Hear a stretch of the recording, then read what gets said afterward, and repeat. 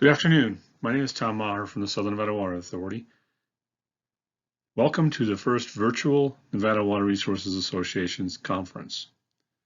Most of us have been adapting to changed conditions over the past year. But we're not gathered in one place. When we look outside the window, Mother Nature's brought us all wintry conditions. When we look back on this a year from now, hopefully we'll be together in the room and we can be there to thank Tina Triplett for all of her efforts in creating a great program during a difficult time. Today I'm going to be talking about Southern Nevada water management and planning activities. The Southern Nevada Water Authority was formed in 1991 as a regional agency to maintain and manage Southern Nevada's water resources. There are 5 fundamental areas of activities for the organization.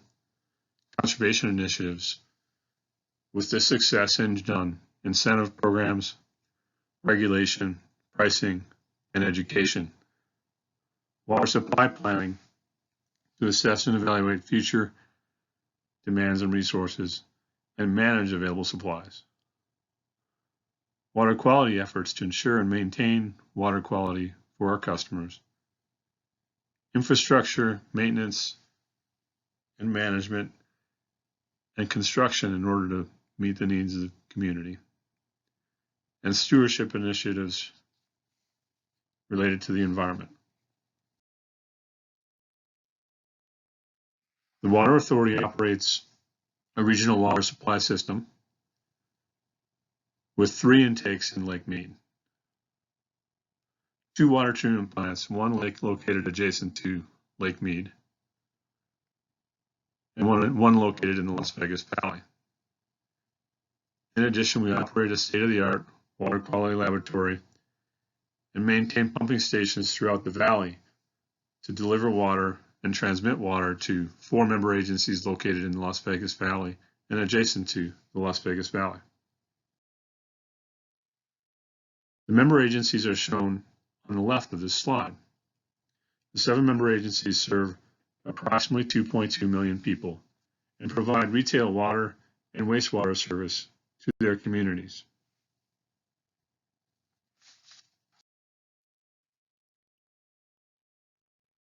The Southern Nevada Water Authority maintains a comprehensive long-term 50-year water resource plan. The plan reflects projected future population, demands, with conservation, and a range of supplies across varied conditions to demonstrate how the organization plans to meet the community's needs through available resources and conservation activities.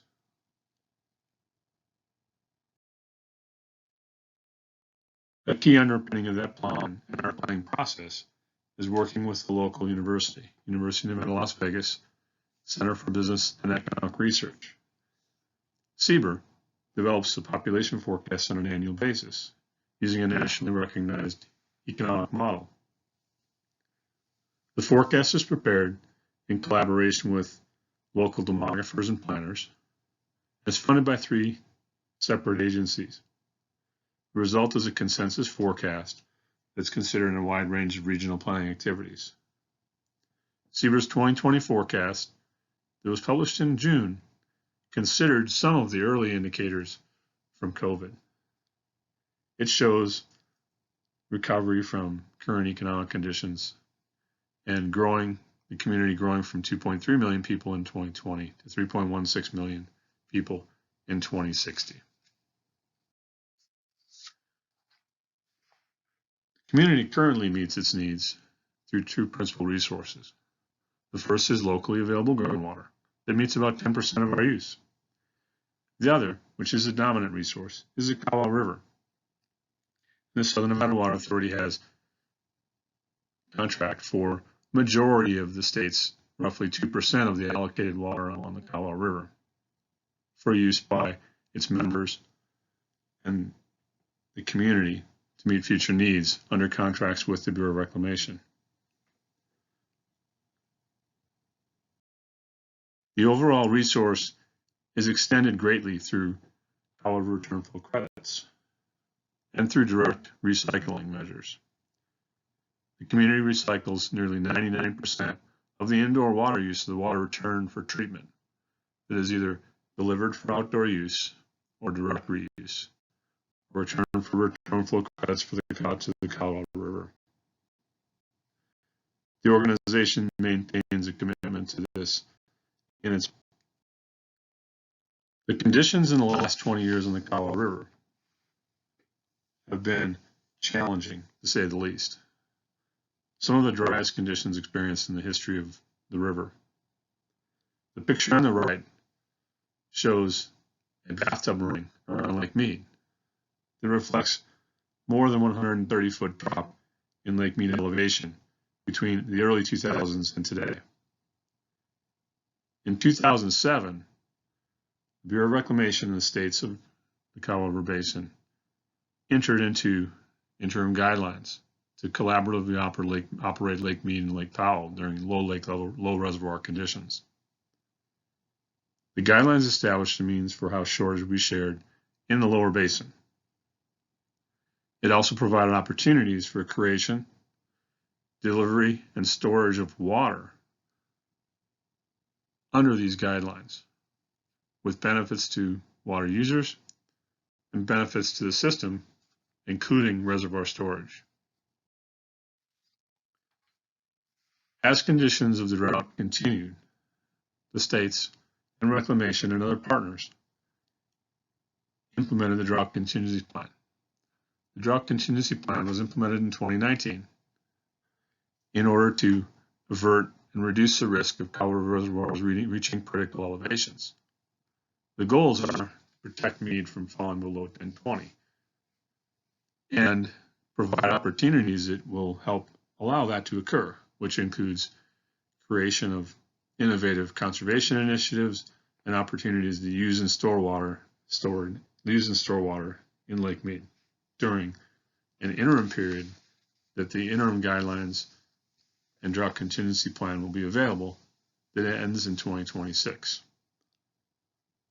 The basin states and Reclamation are currently entering the first year of a multi-year evaluation of these guidelines, which will then be extended beyond 2026. Provisions for shortage in the guidelines and DCP provide for up to between an 8,000 and 30,000 acre foot shortage for Southern Nevada based on Lake Mead elevation. Southern Nevada Water Authority's planning activities anticipated or considered a greater shortage of additional 10,000 acre feet for planning purposes.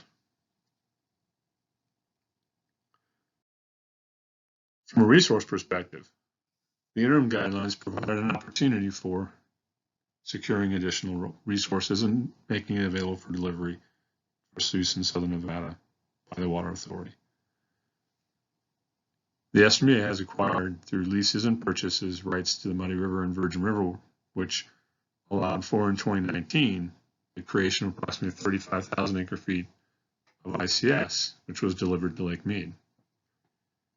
As demands are below Nevada's current apportionment, that water was stored in Lake Mead during 2019.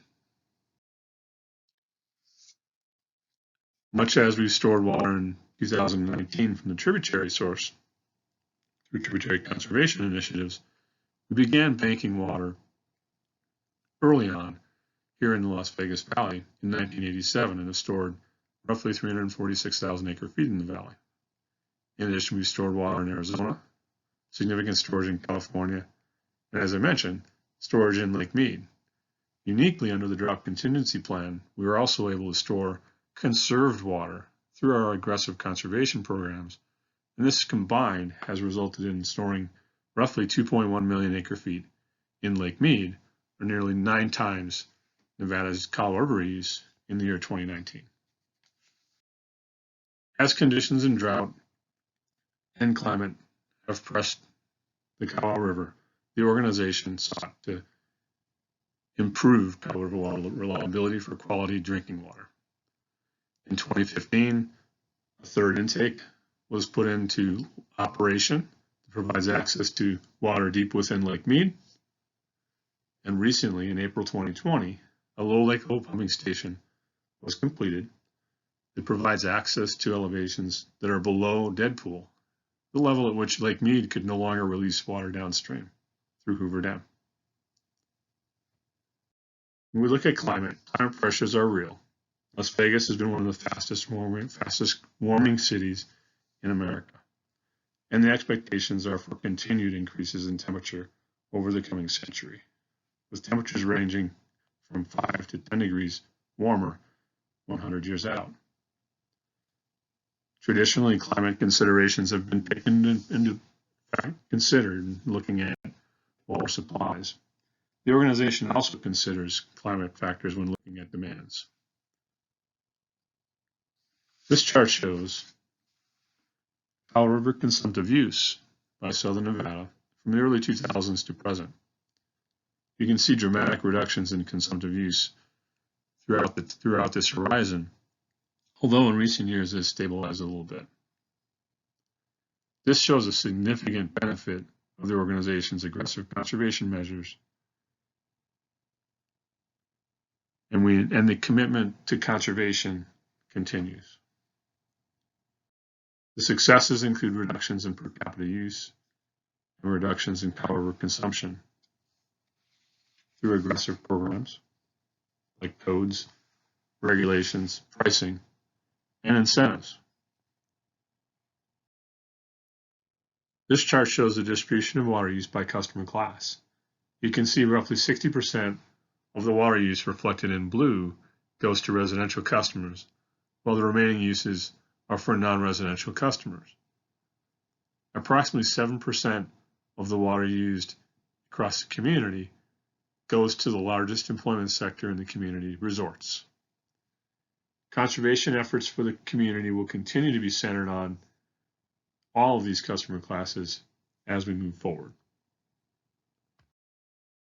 The conservation successes come through regulatory initiatives like development codes, water waste enforcement, and educational opportunities like marketing and promotion of opportunities to remind people of change and change their habits of watering. Aggressive rebate programs like the Water Smart Landscapes program that has converted enough turf to wrap a strip of sod around the equator of the earth. Water efficient technology programs seeking to convert cool season athletic fields, for example, to artificial turf, improving the water use and making effective athletic surfaces for young athletes, as well as cooling efficiency improvements by seeking to find opportunities to reduce our second largest consumptive use of water here in Southern Nevada. The efforts also are pursuing to reduce consumptive use by seeking to reduce non-functional turf use or use by aesthetic uses here in the valley.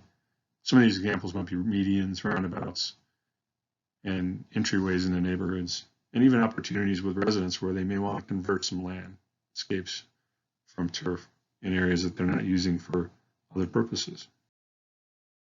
When you look at conservation and you look at water use, it's factored into our resource plan. We factor it in through water use per person, and we reflect the baseline conditions and also factor in upward pressure from climate change, as well as system age that is anticipated to put upward pressure on our uses. Looking forward through these conservation measures that have been evaluated and are being pursued by the authority, we are confident we can achieve our conservation goal out in the future, and we also include in our resource plan additional conservation scenarios for assessing opportunities to go beyond that goal. In summary, Southern Nevada Water Authority's water resource planning and management efforts are represented in the long-term 50-year water resource plan. These planning efforts reflect incorporation of world-class conservation, partnerships on water resources and operating activities on the Colorado River, robust banking efforts reflected in our portfolio of resources, and facilities to ensure reliable access to water in the future. Thank you.